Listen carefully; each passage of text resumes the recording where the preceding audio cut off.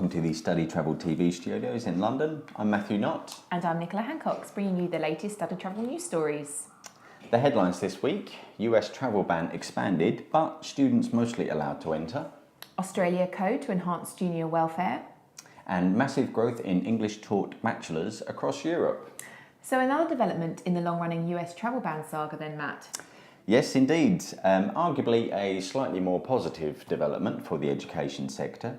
The USA has expanded its travel ban to include 3 additional countries, but has issued specific details for each nation affected and, for the most part, excluded student visas from the ban. The USA has added Chad, North Korea and Venezuela to the list of restricted nations, but has removed the previously listed Sudan. However, in the revised order, only North Korea and Syria have complete bans affecting all immigrant and non-immigrant visas. For all other listed nations, namely Chad, Iran, Libya, Somalia, Venezuela and Yemen, student visas will remain valid routes of entry, although students may be subject to additional vetting. There may also be disruptions for short-term students and researchers, as tourist visas are restricted in most cases. The revisions come into effect on October 18th, but will not apply to those already in possession of a valid visa. Unlike the previous executive orders, there appears to be no time limitation on the criteria. The previous March executive order has been challenged, and the Supreme Court is due to consider its legality in October.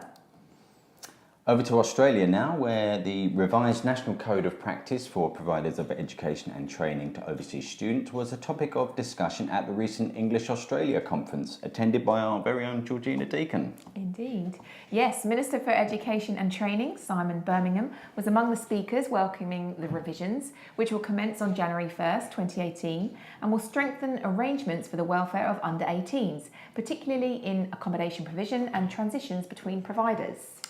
The rules surrounding written agreement, including course details, will be more comprehensive and transparent, and the new code also includes revised rules around the amount of online learning provision that can be incorporated into a programme.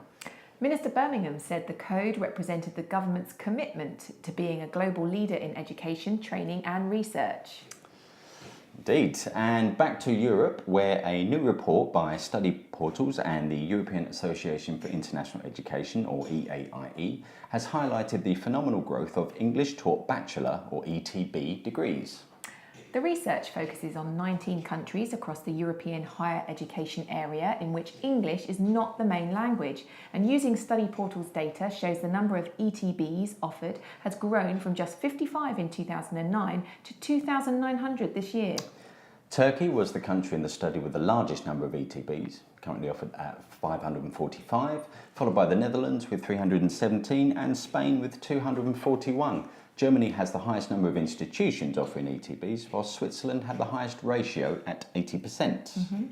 The authors said that the average tuition fee for non-EU students across the 19 countries for ETBs was around €8,000, with Switzerland the most expensive and Latvia the cheapest.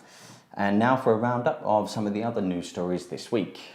International Language School accreditation body Equals has welcomed 8 new members so far in 2017, with 3 coming from Ireland and others from Poland, Belgium, Romania, Turkey and Saudi Arabia.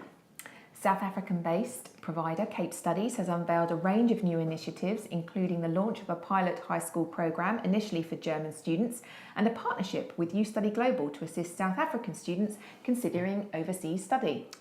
The New Zealand Qualifications Authority has removed registration from the Retail and Business Management College in Christchurch, meaning it can no longer deliver programmes to international students.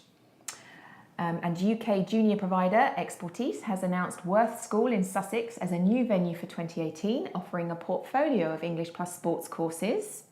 And we have an appeal to our lovely readers this week. We are running a reader survey in order to refine the magazine and make sure we are delivering what you want to read. Readers can find a link to the survey on our website, and there is a special prize draw for all respondents. Ooh, how exciting. Very exciting. In our Grapevine photo gallery this week, you will find pictures from the aforementioned English Australia conference, as well as Italian Agency Association EALCA's 25th anniversary lunch. Happy birthday to them. Thank you for watching the news, sponsored this week by International House Dublin. We'll be back with more stories next week. Goodbye. Goodbye.